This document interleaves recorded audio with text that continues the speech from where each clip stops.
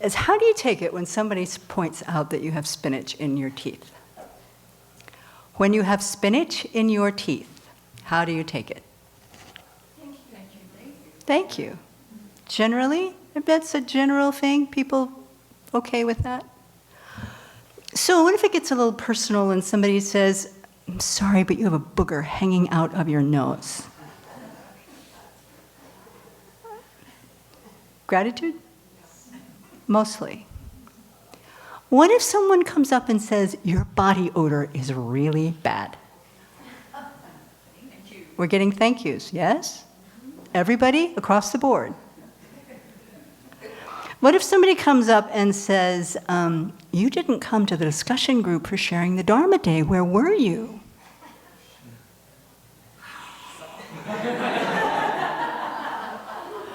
Different response. Perhaps you didn't notice this, but we haven't actually offered the food that you're taking out of the kitchen. How's the response? Yeah, not much gratitude, perhaps. So that's one thing. How do we receive it? And then the other thing I've been really looking at is how likely are you to point these things out to others? Like, how hard is it to say you have spinach in your teeth? For some people it is. It's hard. Why? Why? I mean, it's kind of obvious, right? You can't miss it. But, we're afraid we'll embarrass them, I guess, or, of course, walking around with spinach in your teeth is kind of embarrassing, too. Have you ever ever been at an event where you've been talking up people like crazy, and then you go to the bathroom and look in the mirror, and there's, whoa. Yeah, I have. Many times. Many times. How likely are you to point out that you didn't come for discussion group? No, not. So when does having spinach in your teeth sound like helpful feedback? And when does it sound like criticism?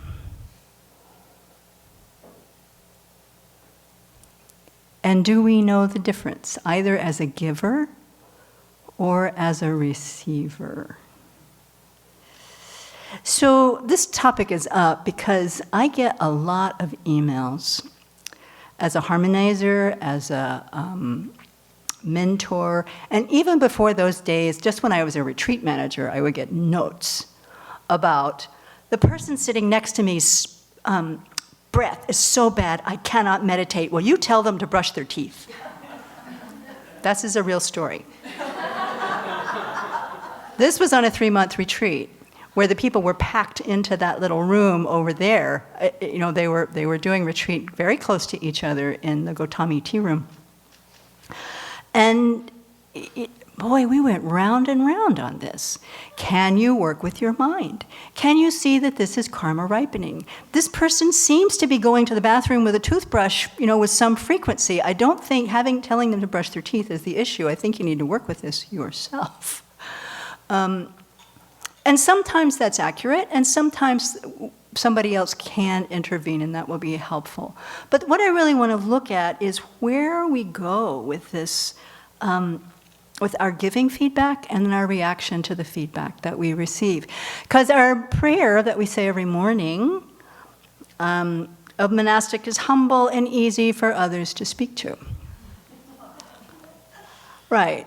So I have my own issues with both of these. We all know that.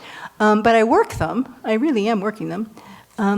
But as much as I need to be grateful, this is what I want to be cultivating. As much I want to be grateful for the feedback that you do have a booger hanging out of your nose, to also be able to hear clearly the attitude you have is actually a hateful mind, and it will affect the community. Now, hearing that one, it actually was helpful. I got it. I didn't fight back. But sometimes I do. And often I do, perhaps. And also, we to learn to live in community, I think it's critically important that we learn to both give and receive feedback. And to be able to discern when it's time, when it's appropriate for me to say to the person sitting next to me, you know, I'm sitting next to you and I just want to invite you to take a shower. Something like that. As opposed to seeing that someone is really struggling with something or there is a really intense emotional thing going on and I know I can't handle it, I do need to go to someone else and ask for support in this way. But you know, this habit of asking somebody else to tell the other person that you've got spinach in your teeth is called triangulation. It's a psychological term that Venerable Jigme can describe better than I can. But what it means is that we're not talking to each other, we're talking around each other, and then gossip blossoms. Blossoms. I'm going to get you to tell her, to tell da, and then you're mad at me, but really she's the one, and it's her fault, and why? It's a disaster. Whereas simply turning around and saying, oh my gosh, you've got spinach in your teeth, did you know that? You might want to take it out, is the direct method. And of course, in learning nonviolent communication, we can be very careful, you know. Oh boy, I feel really embarrassed because when I see spinach in your teeth, it makes me feel shy because I'm afraid that I might upset you if I say something, but I'm afraid if I don't say something, you're going to be upset and then you're going to be mad at me later because you see that you have spinach in your teeth, and because you have spinach in your teeth, you're going to be mad at me because I didn't talk to you, and then you're going to tell me again that I'm just a people pleaser, and oh, please don't do that. Right? It's a long thing. When a simple, oh, you have spinach in your teeth, would solve that whole mental thing, right? So there's two distinctions between both the giver and the receiver, and that is, what's the difference between feedback and criticism? Right? So speaking psychologically, feedback is delivered with the intention to help the recipient grow and improve. We do our best to do it with empathy and with respect and a constructive tone, ideally. Criticism, if not done constructively, may come across as negative, judgmental, disparaging. We can all think of many other words for what that would be. The other critical distinction, it's what's the difference between feedback and opinion? I see that you have spinach in your teeth. But if I come to you and say, you know, you are such a sloppy eater, let me prove it to you. You've got stuff in your teeth again. Now, the sloppy eater part is purely opinion, right? Even you see the person has stuff falling out of their mouth as they're eating, that is still your opinion. So it's important as we're trying to learn to give feedback to each other that we also pay attention to what's our view and what's our observation. I remember a class that we did at UU one night, and we were talking about, oh, I don't know, we were in the book, we were in the Working with Anger, and we were talking about being direct with someone, and one woman said, I can't be honest with my daughter. And I said, well, what's the problem? And she said, because she's a terrible slob. If I told her the truth, she'd hate me. And to try to explain to her, no, that's your opinion of your daughter. That is not a fact. But so often, and we do this in community quite a lot, I hear it often, we are putting out opinions as fact. And once that fact gets established as fact, it's also fodder for other people to lay out their opinion. We get wrong ideas about what's actually happening. People get confused. It can be a real disruptive factor. And of course, I'm talking to the community here, but you all know what I'm talking about in terms of what happens in your school, what happens in your office, what happens in our families. We all run into this. So I want to put a plug in, we often do, Venerable Children's book on working with anger, that she will say, she cribbed from Shantideva, but she said it in a way that's absolutely effective for us. Sometimes I can't, anyway, it's helpful. That's an opinion. But she quotes the Dhammapada saying, since ancient times it has been the case that those who speak too much are criticized, as are those who speak too little. And those who don't speak at all. Everyone in this world is criticized. So the sooner we get to working with how we react to criticism and also to pay attention to how we give criticism, the more peace we will have in our own minds and in the hearts of others. So Venerable Children gives us some guidelines about, when someone criticizes us, when we get down to the, do you know that you're taking food out of the kitchen that wasn't offered level, our instant reaction is anger, almost always. Would you say that's true? Is that a broad generalization? We have a, no, who, me? I didn't know. I didn't. I'm not angry. No, I'm not angry. And only those people who don't control their minds get angry. Yes, I'm not angry. I'm not angry, but I won't speak to you or look at you for the next 7 days. No problem. Okay? So what prompts this response? It's our conception of the situation is one thing, right? What's the instant story we're telling about ourselves? A, I don't make mistakes. Or B, if I do, I don't get caught. You have no business catching this. Or you have no business saying this to me. Who the H are you? Right? So that's our conceptual mind. That's just us. That has nothing to do with the other person. It really has nothing to do even with the action that we're being called out for. The other thing is, of course, is to start looking at why these things happen.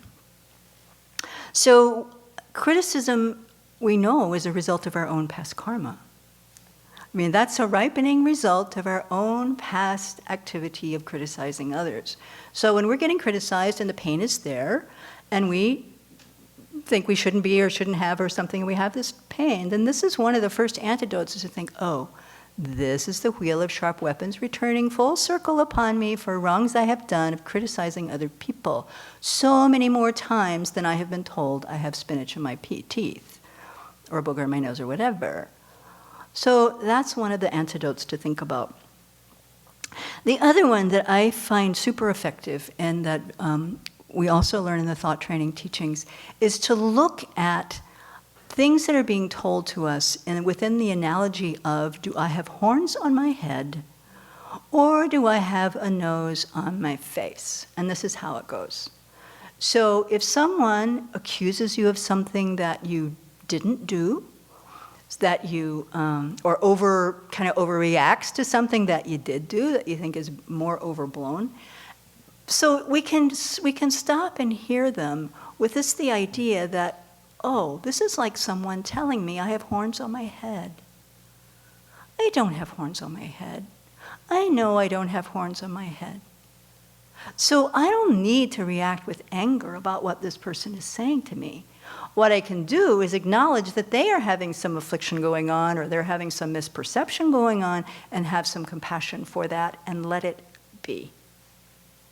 We don't need to put up a note on the whiteboard that says everybody needs to do this. Yes? We don't need to make an announcement at the stand-up meeting. We can just let that go. However, there is the caveat to that. If it really is a big misunderstanding and it's helpful to clear it up, then we do need to go back and clear it up. But I will tell you in my own experience, trying to do it in the moment is pointless. It just becomes a fight. And even when I don't mean for it to be a fight, but I want it to be, I want to clear my name, so we don't do it there. But if we're running around thinking about, do I have horns on my head? Do I have horns on my head? Do I have horns on my head? Oh, you have spinach on your teeth. Oh, that means I have a nose on my face. That's the other one. Do you have a nose? Everybody here has a nose? Some people actually don't. But that's a tragic situation. But for the rest of us, we can be glad that we have our noses that are pretty much working. And when someone points out something to us that is clearly true, all the way ranging from, I have spinach in my teeth, to, yes, I took that tomato out of here, whatever we did.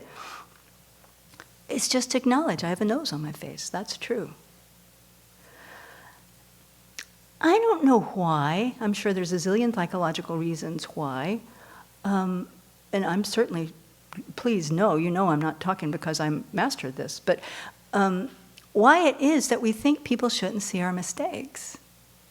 What is this idea that I should be perceived as perfect? I should be perfect. I should do things right. I should do things well. And even when I don't, I should be able to cover them up. So I was well trained about cover-ups for many, many, many, many kinds of things. So I'm working on that conditioning. But still, there's that thought in the back of my mind. It's like, why do they see this? And if they see this, how dare they point it out? And who are they?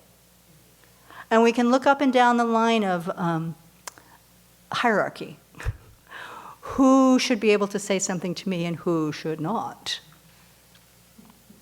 That's a whole other topic. So mostly what I wanted to do today is just talk about this particular situation because I've been getting some emails lately.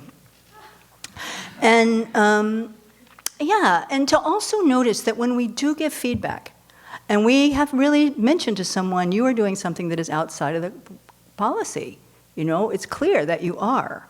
And they get mad at us and walk away and either metaphorically or literally lift a finger, then our job is to simply work with our own mind and not react in the kind of fight way that we could. Now they're disrespecting me, right? Oh, that's a whole other thing. They're not listening to me, they're not listening to my feedback, and now they don't respect me. But to really see if we can hold the line to just let that be. Without a comeback, without putting a note on the whiteboard. And even depending on the level of offense, not even going back to the person, they're responsible for their own behavior. They don't come and confess it, that's none of my business. That's their karma, that's their life, it's their relationship. My job is to keep an open heart and not shut down on that person within the relationship of this community. So we can check. When I need to give feedback, first check my motivation. Am I doing this to be beneficial? Or am I doing this because this person is irritating me so much and I want them to change? That's the other reason we give feedback, right? So we have to change our mind, check our mind about that. And then to check, is this feedback from a direct observation? Did I actually see this, or is this hearsay? And if it's hearsay and it needs to be addressed, then we can do, as Venerable Children often advises, ask, is it true that this is what happened? But if it's a minor thing that's hearsay, I didn't see it. I don't know. I can't smell it. I don't need to say anything about this. So check, is my feedback like saying you have a nose on your face? Does it have that simplicity and clarity without the baggage attached? And in that case, we can easily talk about stuff falling out of people's mouths in a kind and gentle way. Right? So we can try it. But walking around thinking, I have a nose, I don't have antlers. I have a nose, I don't have horns. I have a nose, I don't have horns. It's helpful to keep that analogy in mind. So may we have clear, constructive communication, and hold me to what I just said.